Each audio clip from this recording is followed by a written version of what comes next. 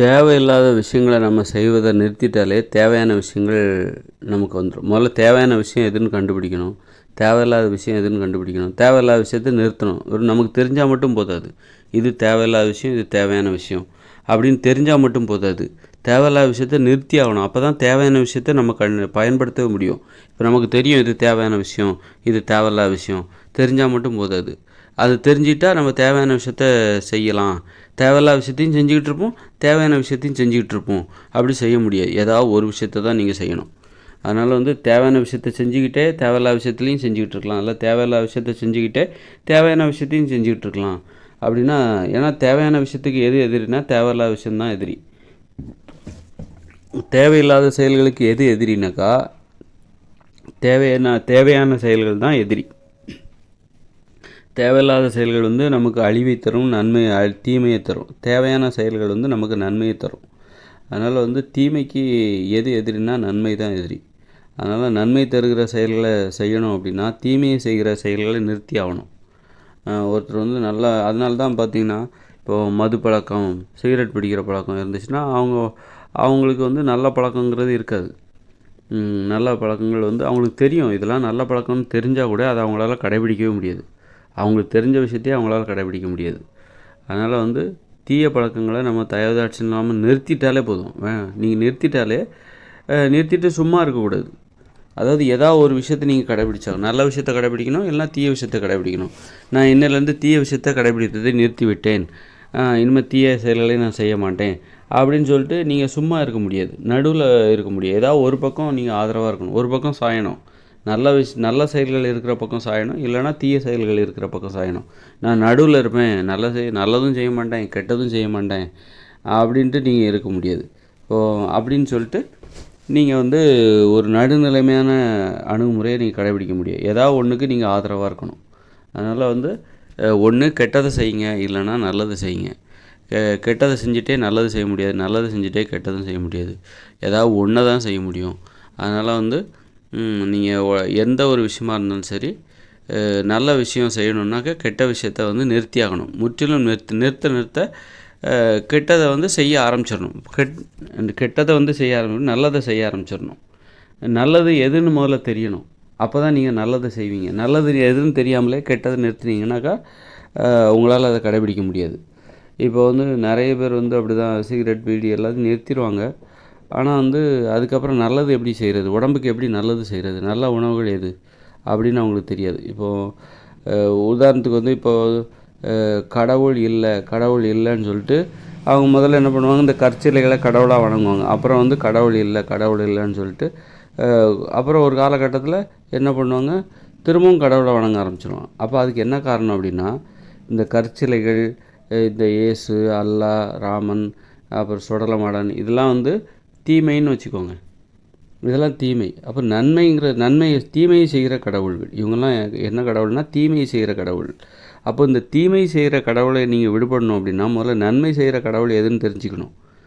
தீமை செய்கிற கடவுளை விட்டாச்சு, நீங்கள் அப்போ கடவுளே இல்லைன்ட்டு இருக்கும்போது தான் அப்போ இவங்களுக்கே சந்தேகம் ஒரு காலகட்டத்தில் தங்களுடைய கொள்கைகளை நிற்க முடியாமல் திரும்பவும் தீமை செய்கிற கடவுள் தான் உண்மை, கடவுள் இல்லைன்னு சொன்னது நான் தப்பாக சொல்லிட்டேன், கடவுள் இல்லை கண்டிப்பாக இருக்கிறாரு, இல்லைன்னு சொன்னது தப்பு அப்படின்னு சொல்லிட்டு திரும்பவும் வணங்க ஆரம்பிச்சிருவாங்க.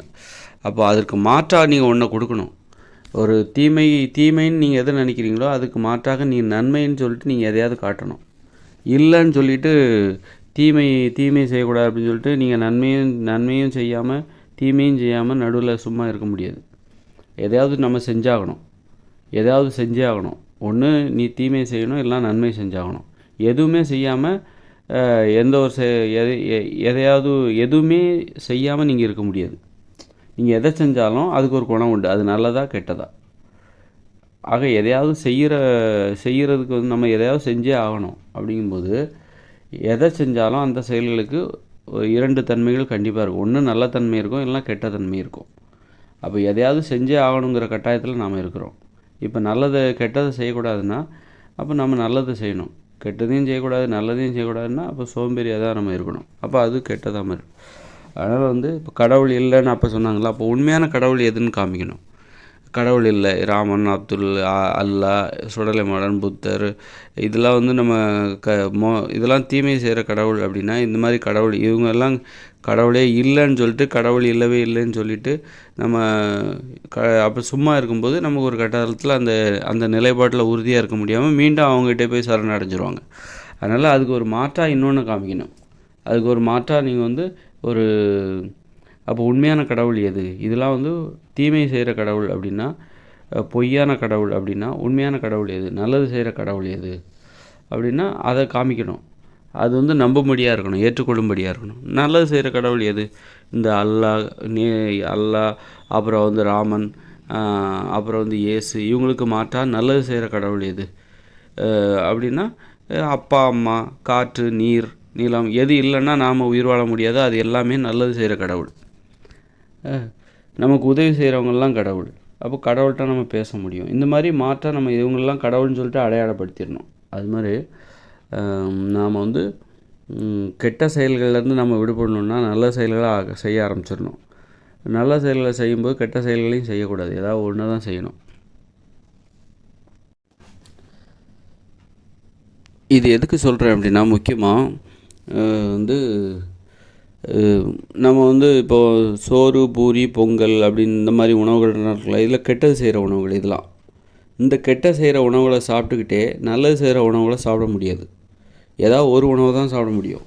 நல்லது செய்கிற உணவுகள் எது? பச்சையாக அதிகமாக சாப்பிடணும். பச்சை காய்கறிகள், பழங்கள், கிழங்குகள், கீரைகள் இதெல்லாம் நல்லது செய்கிற உணவுகள். அதனால தான் மக்களுக்கு தெரியும். ஆனால் வந்து மக்களால் ஏன் கடைபிடிக்க முடியலன்னா, நீங்கள் கெட்டது செய்கிற உணவுகளான இந்த சோறு, பூரி, பொங்கல், தோசை, இட்லி, பாயாசம் அல்லது வந்து பிரியாணி இதை நீங்கள் முற்றிலும் நிறுத்தினா மட்டும்தான் நல்ல செய்கிற உணவுகளை நீங்கள் சாப்பிட முடியும்.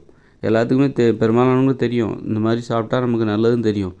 ஆனால் ஏன் அதை சாப்பிட முடியலன்னா, சேத்துல ஒரு கால் ஆற்றுல ஒரு கால் வச்சுக்கிற மாதிரி மோசமான உணவுகளான இந்த சோறு, பூரி, பொங்கல், இந்த மாதிரி பிரியாணி இந்த உணவுகளையும் சாப்பிட்டுக்கிட்டு நீங்கள் அதையும் சாப்பிட முடியாது. நீங்கள் நல்ல உணவுகளையும் சாப்பிட முடியாது. ஒன்று நல்ல உணவு சாப்பிடு, இல்லைன்னா கெட்ட உணவு சாப்பிடு. இதில் ஏதாவது ஒரு உணவை தான் நீ சாப்பிட்ணும். 2 உணவையும் நீ சாப்பிடணுன்னு ஆசைப்படாது. அதுலேயும் சாப்பிட்டு இதையும் சாப்பிட்டு அதில் ஒரு 50%, இதில் ஒரு 50%, அது சாப்பிட முடியாது. அதனால் வந்து மோசமான உணவுகளுக்கு முற்றிலும் தடை வைத்து விட வேண்டும். மோசமான உணவு எது? இந்த சோறு, பூரி, பொங்கல், தோசை, இட்லி, பழைய சாதம் இந்த மாதிரி உணவுகளுக்கு நம்ம முற்றிலும் தடை வைத்து விட வேண்டும். தடை வைத்து விட்டு நாம் வந்து காய்கறி, பழங்கள், பச்சை கீரைகள், கிழங்குகள், கடலைகள், வேர்க்கடலை, கொண்டக்கடலை இந்த மாதிரி உணவுகளில் இறங்கிட்டு இது வந்து நல்ல உணவுகள். மாமிசம்லாம் கெட்ட உணவுகள். மாமிசம் சாப்பிட்றதெல்லாம் கெட்ட உணவுகள். நல்லது செய்கிற உணவுகளில் நம்ம முழுமையாக இறங்கிடணும். இங்கே ஒரு கால் நான் கொஞ்சோண்டு சோறு சாப்பிட்டுக்கிறேன், கொஞ்சோண்டு பழைய சாதம் சாப்பிட்டுக்கிறேன், கொஞ்சோண்டு ஒரு பிளேட்டு ஆட்டுக்கறி சாப்பிட்டுக்கிறேன் அப்படின்னு சொல்லிட்டு இங்கே ஒரு கால் அங்கே ஒரு கால் வச்சிங்கன்னா முடியாது. ஏதாவது ஒரு விஷயத்தில் போயிடணும். நல்ல உணவுன்னு நம்ம எதுன்னு முதல்ல நம்ம கண்டுபிடிக்கணும். நல்ல உணவுகள் எது, கெட்ட உணவுகள் எது? எனக்கு தெரிஞ்ச வரைக்கும் கெட்ட உணவுகள் எதுனாக்கா இந்த சோறு, குழம்பு, இட்லி, பூரி, பொங்கல், பிரியாணி, ஆட்டுக்கறி, மாட்டுக்கறி, பன்னிக்கறி இது எல்லாமே வந்து கெட்ட உணவுகள். நல்ல உணவு எதுனாக்கா காய்கறி, பழங்கள், கீரைகள், வேர்க்கடலை, கொண்டக்கடலை, முந்திரி, பாதாம், அப்புறம் வந்து காய்கறிகள், அப்புறம் வேறு என்ன இருக்குது, அப்புறம் தேன், அப்புறம் இந்த மாதிரி விஷயங்கள் எல்லாமே நல்ல உணவுகள் வரிசையில் வருது. அதனால் வந்து நல்ல உணவுகளை சாப்பிட பழகிக்கணும்.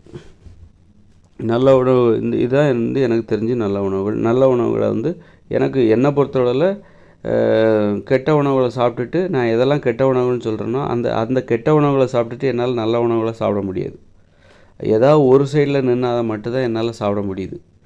அதனால் வந்து 2 சைட்லேயும் என்னால் சாப்பிட முடியாது. ஏதாவது ஒரு பக்கம் இருந்தால் மட்டும்தான் என்னால் இருக்க முடியுது. உணவு கட்டுப்பாட்டே கடைபிடிக்க முடியுது. அதுலேயும் கொஞ்சம் இதுலேயும் கொஞ்சம் என்னால் முடியல. அதை வச்சு நான் சொல்கிறேன்.